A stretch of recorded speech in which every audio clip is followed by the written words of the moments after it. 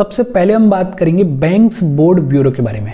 Banks board bureau एक committee setup की गई थी, पीजे नायक कमेटी। इस पीजे नायक कमेटी की रिकमेंडेशंस को फॉलो करते हुए सेटअप किया गया बैंक्स बोर्ड ब्यूरो को। कब सेटअप किया गया था? 2016 में सेटअप किया गया था।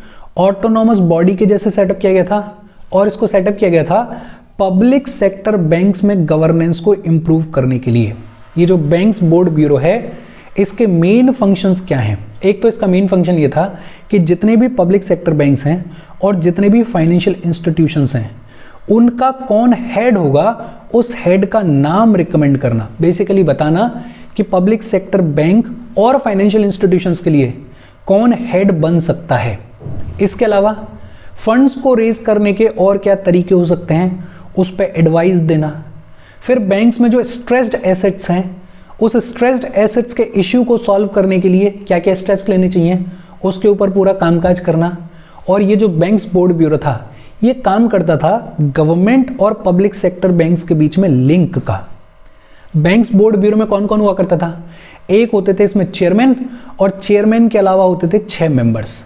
बैंक्स बोर्ड ब्यूरो का हेडक्वार्टर कहाँ पे था? मुंबई में था। देखो बहुत सिंपल सी चीजें हैं। हालांकि ये जो बैंक्स बोर्ड ब्यूरो है, ये उतना इंपॉर्टेंट है नहीं। क्यों इंपॉर्टेंट नहीं है, वो आगे आपको समझ में आ जाएगा। बैंक्स बोर्ड ब्यूरो किस कमेटी की रिकमेंडेशन पे सेटअप किया गया? पीजे नायक कमेटी की रिकमेंडेशन पे सेटअप किया गया। कब सेटअप किया गया? 2016 में सेटअप किया गया। ऑटोनॉमस बॉडी के जैसे सेटअप किया गया था और इसका काम क्या था? पब्लिक सेक्टर बैंक्स में गवर्नेंस को इंप्रूव करना। जैसे जितने भी पब्लिक सेक्टर बैंक्स हैं, फाइनेंशियल इंस्टीट्यूशंस हैं, उनके हेड कौन बनेंगे, ऐसे लोगों का नाम रिकमेंड करना। फंड्स को कैसे रेज करना है, उसके ऊपर एडवाइस देना। स्ट्रेस्ड एसेट्स का जो इशू है, उससे कैसे डील करना है, उसके लिए स्टेप्स लेना। और गवर्नमेंट और पब्लिक सेक्टर बैंक्स के बीच में लिंक का काम करना। इसमें एक होता था चेयरमैन और बाकी 6 मेंबर्स होते थे। हेडक्वार्टर कहाँ पे था? मुंबई में हुआ करता था हेडक्वार्टर। फिर इसके बाद बात आती है financial services institutions bureau. Financial services institutions bureau FSIB। ये जो FSIB है, इसने रिप्लेस किया बैंक्स बोर्ड ब्यूरो को।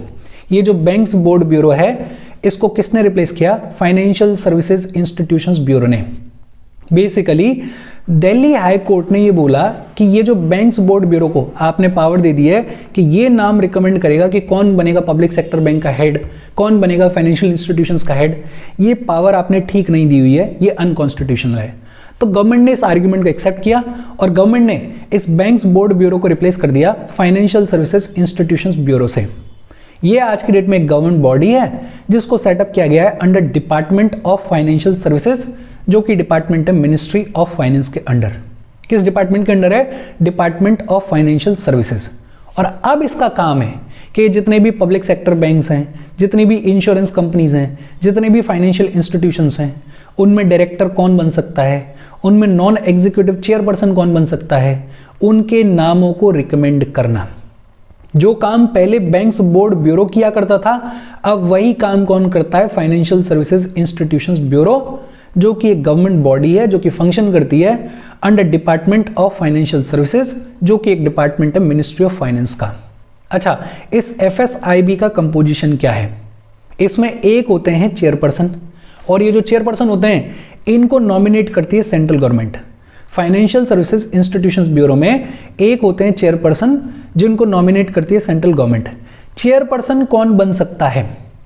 या तो कोई ऐसा बैंकिंग सेक्टर का रिटायर्ड ऑफिशियल या रेगुलेटरी इंस्टीट्यूशन का रिटायर्ड ऑफिशियल, उसको नॉमिनेट किया जा सकता है चेयरपर्सन के तौर पे। या फिर कोई ऐसा बिजनेस पर्सन जिसको बहुत अच्छी खासी नॉलेज है फाइनेंशियल सेक्टर की, उसको नॉमिनेट किया जा सकता है चेयरपर्सन के तौर पे। या फिर कोई ऐसा इंसान जिसको कम से कम 25 साल का एक्सपीरियंस है पब्लिक एडमिनिस्ट्रेशन में, और साथ ही साथ उसको बैंकिंग और फाइनेंशियल सेक्टर का भी एक्सपीरियंस है, तो उसको भी चेयरपर्सन के तौर पे नॉमिनेट किया जा सकता है। देखो बड़ी सिंपल सी चीज है। फाइनेंशियल सर्विसेज इंस्टीट्यूशंस ब्यूरो, इसने रिप्लेस किया बैंक्स बोर्ड ब्यूरो को। गवर्नमेंट बॉडी है जो कि फंक्शन करती है under department of financial services, जो कि डिपार्टमेंट है मिनिस्ट्री ऑफ फाइनेंस का। काम क्या है? ये जितने भी पब्लिक सेक्टर बैंक्स हैं, इंश्योरेंस कंपनीज हैं, फाइनेंशियल इंस्टीट्यूशंस हैं, उनमें कौन डायरेक्टर बनेगा, कौन नॉन एग्जीक्यूटिव चेयरपर्सन बनेगा, ऐसे लोगों के नामों को रिकमेंड करना। कंपोजिशन क्या है, एक होते हैं चेयरपर्सन, चेयरपर्सन को नॉमिनेट करती है सेंट्रल गवर्नमेंट। चेयरपर्सन कौन बन सकता है, कोई भी ऐसा बैंकिंग सेक्टर का रिटायर्ड ऑफिशियल या रेगुलेटरी इंस्टीट्यूशन का रिटायर्ड ऑफिशियल, उसको नॉमिनेट किया जा सकता है चेयरपर्सन के तौर पे, या फिर कोई भी ऐसा बिजनेस पर्सन जिसको बहुत अच्छी नॉलेज है फाइनेंशियल सेक्टर की, उसको नॉमिनेट किया जा सकता है, या कोई भी ऐसा इंसान जिसको कम से कम 25 साल का एक्सपीरियंस है पब्लिक एडमिनिस्ट्रेशन में और साथ ही साथ उसको बैंकिंग और फाइनेंशियल सेक्टर का भी एक्सपीरियंस है, तो उसको भी नॉमिनेट किया जाता है चेयरपर्सन के तौर पे। अच्छा, चेयरपर्सन होता है एक। चेयरपर्सन के अलावा इसमें एक्स ऑफिशियो मेंबर्स होते हैं। कौन कौन होते हैं एक्स ऑफिशियो मेंबर्स, एक तो secretary of department of financial services, जो कि मिनिस्ट्री ऑफ फाइनेंस के अंडर डिपार्टमेंट है। इस डिपार्टमेंट ऑफ फाइनेंशियल सर्विसेज के जो भी सेक्रेटरी होते हैं वो एक्स ऑफिशियो मेंबर होते हैं। फिर insurance regulatory and development authority of India के जो भी चेयरमैन होते हैं वो भी एक्स ऑफिशियो मेंबर होते हैं। और इसके अलावा आरबीआई के एक डेप्यूटी गवर्नर जो हैं वो भी एक्स ऑफिशियो मेंबर होते हैं। इसके अलावा 3 पार्ट टाइम मेंबर्स भी होते हैं। 3 पार्ट टाइम मेंबर्स कहां से आते हैं, बैंकिंग के एक्सपर्ट लोग जो होते हैं वो 3 पार्ट टाइम मेंबर के तौर पे आते हैं। और इसके अलावा 3 इंश्योरेंस के सेक्टर से भी मेंबर्स लिए जाते हैं, ये भी पार्ट टाइम मेंबर्स होते हैं। अच्छा, ये जो एफएसआईबी है इसका और क्या काम है, ये देखता है कि जो हमारे पब्लिक सेक्टर फाइनेंशियल इंस्टीट्यूशंस हैं उनमें किस तरीके से कॉर्पोरेट गवर्नेंस को इंप्रूव किया जा सकता है, उसके लिए क्या नेसेसरी स्टेप्स लेने चाहिए। और ये डेटाबेस तैयार करता है, ये जितने भी फाइनेंशियल इंस्टीट्यूशंस हैं इनके परफॉर्मेंस का डेटाबेस तैयार करता है ताकि एनालाइज किया जा सके कि ये जो फाइनेंशियल इंस्टीट्यूशंस हैं ये ठीक से काम कर रहे हैं या नहीं कर रहे हैं, और अगर नहीं कर रहे हैं तो इनको सुधारने के लिए और क्या स्टेप्स लिए जा सकते हैं। बहुत सिंपल सी बातचीत है। देखो, एक पेज लो, पूरा फैक्चुअल सेशन है, पेज लो और पेज में छोटे छोटे में लिखते जाओ। ये ऐसी चीजें हैं कि मेंस में कहीं आप कोट कर सकते हो थोड़ा बहुत, और प्रीलिम्स में खूब काम आती हैं। तो लिखते जाओ कि बैंक्स बोर्ड ब्यूरो, हालांकि इतना इंपॉर्टेंट नहीं है, क्यों नहीं है वो अपने को समझ में आ रहा है, लेकिन फिर भी अगर किताब में दिया हुआ है तो चांस क्यों लेना। बैंक्स बोर्ड ब्यूरो किस कमेटी की रिकमेंडेशन पे बनाया गया, पीजे नायक कमेटी की रिकमेंडेशन पे बनाया गया। कब बनाया गया था, 2016 में बनाया गया था। ऑटोनॉमस बॉडी थी और इसका काम क्या था, पब्लिक सेक्टर बैंक्स की गवर्नेंस को इंप्रूव करना। जो इसका मेन काम था वो ये था कि ये जितने भी पब्लिक सेक्टर बैंक्स हैं और फाइनेंशियल इंस्टीट्यूशंस हैं इनमें कौन हेड बनेगा वो नाम रिकमेंड करना, ये काम था बैंक्स बोर्ड ब्यूरो का। अच्छा, ये जो बैंक्स बोर्ड ब्यूरो है इसमें एक चेयरमैन हुआ करते थे और 6 मेंबर्स होते थे। हेडक्वार्टर कहां पे होता था, मुंबई में होता था हेडक्वार्टर। फिर इसके बाद फाइनेंशियल सर्विसेज इंस्टीट्यूशंस ब्यूरो बनाया गया, इसने रिप्लेस किया बैंक्स बोर्ड ब्यूरो को। लिखते जाओ, गवर्नमेंट बॉडी है जो कि फंक्शन करती है under department of financial services. काम क्या है, वही public sector banks, insurance companies, financial institutions, इनमें हेड कौन बनेगा उनका नाम रिकमेंड करना। कंपोजिशन क्या है, एक चेयरपर्सन होते हैं जिनको नॉमिनेट करती है सेंट्रल गवर्नमेंट। कौन बन सकता है चेयरपर्सन, मेरे हिसाब से उतना इंपॉर्टेंट नहीं है, लेकिन फिर भी याद रख सकते हो तो याद रख लो। और चेयरपर्सन के अलावा एक्स ऑफिशियो मेंबर्स होते हैं, secretary of DFS, chairman of IRDI and a deputy governor of RBI, ये एक्स ऑफिशियो मेंबर्स होते हैं। 3 पार्ट टाइम मेंबर्स आते हैं बैंकिंग सेक्टर से और 3 और पार्ट टाइम मेंबर्स आते हैं इंश्योरेंस सेक्टर से। इसके साथ बात खत्म हो गई। फिर इसके बाद बात आती है national payment corporation of India, NPCI. इसके बारे में फॉर श्योर आपने सुना होगा, national Payments Corporation of India. इसको एस्टेब्लिश किया था आरबीआई और इंडियन बैंक्स एसोसिएशन ने। इंडिया में बैंक्स की जो सबसे बड़ी या प्रीमियम एसोसिएशन है वो है इंडियन बैंक्स एसोसिएशन। तो आरबीआई और इंडियन बैंक्स एसोसिएशन ने मिलकर सेटअप किया था इस national Payments Corporation of India को। इसको सेटअप किया गया था under provisions of payment and Settlement Act of 2007। Payment and Settlement Act of 2007, इसके बारे में कहीं ना कहीं करंट अफेयर में आपने सुना होगा। इस एक्ट के तहत national Payments Corporation of India को सेटअप किया गया था। और क्यों सेटअप किया गया था, ताकि पेमेंट और सेटलमेंट इंफ्रास्ट्रक्चर को डेवलप किया जा सके। ये बात हो रही है उस दौर की जब डिजिटल इंडिया को प्रमोट करने के लिए सरकार बहुत सारे कामकाज कर रही थी। सरकार जो है वो देख रही थी कि यार हमारे जितने भी लोग हैं उनको फोन के ऊपर सारी चीजें मिल जाएं, तो पेमेंट्स और सेटलमेंट इंफ्रास्ट्रक्चर को डेवलप करने के लिए आरबीआई ने और इंडियन बैंक्स एसोसिएशन ने शुरू किया national Payments Corporation of India को। ये एक नॉट फॉर प्रॉफिट कंपनी है, नॉट फॉर प्रॉफिट कंपनी है जिसको सेटअप किया गया था सेक्शन 25 ऑफ कंपनीज एक्ट 1956 के अंडर। जो कि आज की डेट में है section 8 of companies act of 2013। तो नॉट फॉर प्रॉफिट कंपनी है जो कि आज की डेट में सेटअप है section 8 of companies act of 2013 के अंडर। हेडक्वार्टर कहां पर है? मुंबई में है हेडक्वार्टर।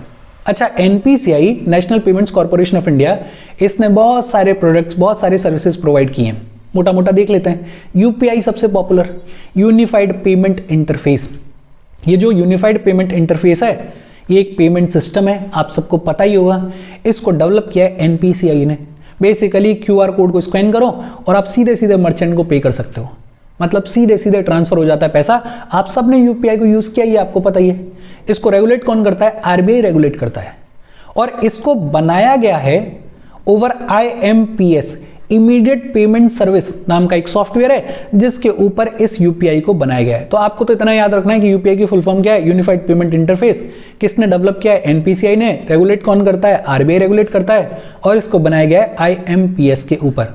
बाकी यूपीआई का काम क्या है ये तो आप सबको ही पता है। रूपे कार्ड, होपफुली इसके बारे में भी पता होगा, होना चाहिए। अगर नहीं पता है तो फिर आप शायद करंट न्यूज के साथ में टच में नहीं हो, आप करंट डेवलपमेंट्स के साथ में टच में नहीं हो। रूपे कार्ड ये इंडियन वर्जन है कार्ड नेटवर्क का। हमारे खुद के कंट्री में रूपे कार्ड लाएगा। इसको एनपीसीआई ने शुरू किया 2012 में और ये प्राइमरीली प्रोवाइड करता है डेबिट कार्ड्स को। और किसान लोगों के लिए किसान क्रेडिट कार्ड भी प्रोवाइड किया जाता है इस रूपे कार्ड के थ्रू। और ये जो कार्ड्स हैं वो सिर्फ डोमेस्टिकली एक्सेप्ट किए जाते हैं, बिकॉज हमारा खुद का वर्जन है ये कार्ड नेटवर्क का, ये जो रूपे कार्ड है। ये बड़ी सिंपल सी चीज। फिर इसके बाद आपने देखा होगा स्टार 99 हैश सर्विसेज भी चलती हैं, इसको भी एनपीसीआई ने लॉन्च किया है। और ये जो सर्विसेज हैं ये फंक्शन करती हैं unstructured supplementary service data channel के ऊपर। ये एक तरीके का सॉफ्टवेयर है या ये कह लें कि ऐप है जिसके ऊपर ये स्टार 99 हैश सर्विसेज फंक्शन करती हैं। जिन लोगों के पास में छोटे फोन होते हैं, जिनके पास में स्मार्टफोन नहीं होते हैं, अगर उनको पेमेंट करना है तो उनके फाइनेंशियल इंक्लूजन के लिए, बेसिकली अंडर बैंक्ड सोसाइटी के फाइनेंशियल इंक्लूजन के लिए ये जो स्टार 99 हैश सर्विसेज हैं इनको लॉन्च किया एनपीसीआई ने। होपफुली ये भी आपको पता होगा। भीम ऐप आपने इसके बारे में सुना ही होगा। इसको एनपीसीआई ने डेवलप किया और ये यूपीआई के ऊपर बेस्ड है, डिजिटल पेमेंट्स के लिए है भीम ऐप। और ये जो भीम ऐप है ये पैसे को ऐप में नहीं स्टोर करती है, सीधे सीधे बैंक से ट्रांसफर किया जा सकता है, पैसे को सीधे सीधे बैंक अकाउंट से पे किया जा सकता है। इस भीम ऐप के थ्रू पैसा जो है वो नॉन यूपीआई लिंक्ड अकाउंट को भी भेजा जा सकता है using IFSC and using the account number. Bhim app for sure आपने यूज की होगी, अगर नहीं की है तो बाकी एप्स तो यूज किए ही हैं आपने, तो आपको इसके बारे में जानकारी होगी। BBPS, Bharat bill payment system, ये सिस्टम है ऑटोमेटिकली मंथली पेमेंट्स के लिए जितने भी यूटिलिटी बिल्स हैं, जैसे बिजली का बिल है, पानी का बिल है, उनको ऑटोमेटिकली हर मंथ पे करने के लिए भारत बिल पेमेंट सिस्टम है। फिर यूएसएसडी सर्विस, ये जो यूएसएसडी सर्विस है इसी को यूज किया जाता है स्टार 99 हैश सर्विसेज को चलाने के लिए। अनस्ट्रक्चर्ड सप्लीमेंट्री सर्विस डेटा, इसको स्टैब्लिश किया एनपीसीआई ने। और ये किसके लिए है? अगर किसी के पास में नेट नहीं है तो विदाउट नेट बैंकिंग ट्रांजैक्शंस के लिए यूएसएसडी सर्विस को डेवलप किया गया और इसी सर्विस को यूज किया जाता है इस स्टार 99 हैश सर्विस को चलाने के लिए। नाच, NACH, national automated clearing house, ये जो नेशनल ऑटोमेटेड क्लियरिंग हाउस है ये बल्क मंथली पेमेंट्स के लिए यूज किया जाता है। यूटिलिटी बिल्स हैं, डिविडेंड्स हैं, सैलरीज हैं, इंश्योरेंस है, पेंशन वगैरह है, ये जो बल्क में पेमेंट किए जाते हैं हर महीने, उसके लिए डेवलप किया गया है नाच को, नेशनल ऑटोमेटेड क्लियरिंग हाउस को।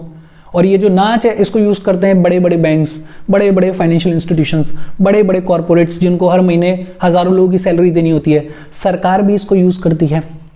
ये ऐसी चीजें हैं जिन पर बहुत ज्यादा टाइम नहीं लगाना है, बिकॉज अगर आप न्यूज़ को फॉलो करते हो, और न्यूज़ छोड़ो अगर आप आम जिंदगी में चीज़ों को यूज़ कर रहे हो तो ये सारी चीज़ें कहीं ना कहीं आपने देखी होंगी। और अगर आप नहीं देख रहे हो तो फिर आप ऑब्जर्व नहीं कर रहे हो चीज़ों को, तो इनको फटाफट से देखो, पेज पे लिखो और ख़त्म करो। हम आगे बढ़ें उससे पहले वीडियो पे लाइक के बटन को दबा दो। लाइक दबाना ज़रूरी है बिकॉज यूट्यूब ऐसे ही फंक्शन करता है, जब आप वीडियो पे लाइक के बटन को दबाते हो तो यूट्यूब वीडियो को कंसिडर करता है और थोड़ा सा पुश कर देता है। तो लाइक का बटन दबा दो, शेयर कर दो अपने सोशल मीडिया हैंडल्स पे, व्हाट्सएप वगैरह पे अपने फ्रेंड्स को, जो भी लोग इसमें इंटरेस्टेड हैं, इससे रिलेटेड पढ़ाई कर रहे हैं, उनको शेयर कर दो और चैनल को सब्सक्राइब कर लो। ये पूरा सेशन ऐसा है जो कि आपको एक फ्लो में एक बार में समझ में आना चाहिए, एक बार में आपको आइडिया लगना चाहिए, एक दो बार इसलिए देख लेना ताकि इसके जो फैक्ट्स हैं वही याद हो जाएं, इंपॉर्टेंट होते हैं, बिकॉज अगर मेंस में कोई क्वेश्चन आ जाए तो वहां पे कोट करने के काम में आएंगे कि बताओ भाई बैंकिंग सेक्टर ने फाइनेंशियल इंक्लूजन के लिए क्या क्या किया है, तो ये सारे एग्जांपल्स आप दे सकते हो।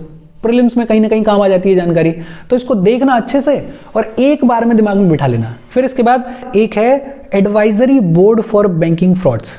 Advisory board for banking frauds की कहानी क्या है? 2019 में सेंट्रल विजिलेंस कमीशन ने आरबीआई के कंसल्टेशन के साथ एक बोर्ड हुआ करता था, advisory board on bank commercial and financial frauds. Advisory board on bank commercial and financial frauds, ये एक बोर्ड हुआ करता था। तो सेंट्रल विजिलेंस कमीशन ने आरबीआई से कंसल्ट करने के बाद 2019 में इसको रिकॉन्स्टिट्यूट किया और सेटअप किया advisory board for banking frauds को। इस advisory board for banking frauds का काम क्या है? ये जितने भी फाइनेंशियल सेक्टर में बड़े बड़े फ्रॉड के केसेस होते हैं, इनका फर्स्ट लेवल एग्जामिनेशन कंडक्ट करने का काम किसका है? Advisory board for banking frauds का। बेसिकली ये जो बड़े बड़े फ्रॉड के केसेस हैं, इनको इन्वेस्टिगेटिव एजेंसीज को रिकमेंड करने से पहले फर्स्ट लेवल एग्जामिनेशन कौन कंडक्ट करता है? Advisory board for banking frauds. फिर इसके बाद है एक banking codes and standards board of India. Banking codes and standards board of India, एक कमेटी बनाई गई थी, committee on procedures and performance audit of public services.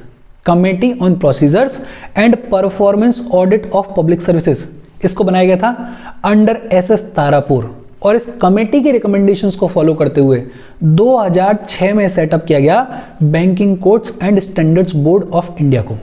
ये जो banking codes and standards board of India है, ये एक independent banking industry का वॉच डॉग है। बैंकिंग इंडस्ट्री का इंडिपेंडेंट वॉच डॉग है ये banking codes and standards board of India. कहां पे बेस्ड है? मुंबई में बेस्ड है। It is registered as a society, society के तौर पर रजिस्टर्ड है under societies registration act of 1860।